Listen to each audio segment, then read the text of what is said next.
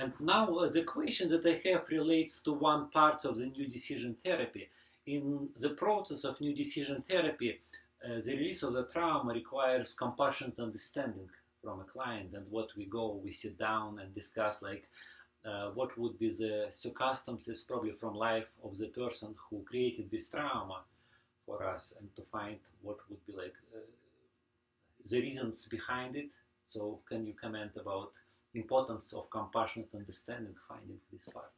Yeah, very important. It's actually the key turning point in the whole new decision therapy forgiveness process. Without that compassionate understanding, the true release of the trauma is not likely going to take hold in the way that we are looking for. So compassionate understanding actually requires looking much more deeply at who this other person is that created the trauma. And oftentimes, most of the time, in fact, the client will have enough information already to put together that point of compassionate understanding.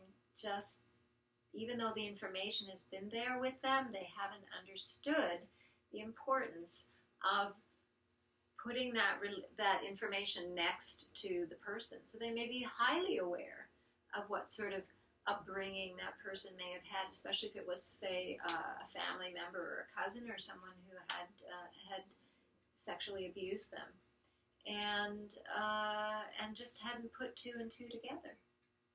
And so when the pieces of information are there, then they really get the crux of it, which in new decision therapy, the bottom line is always this: if that person behaved in that way, it's because they didn't know how to do it any other way.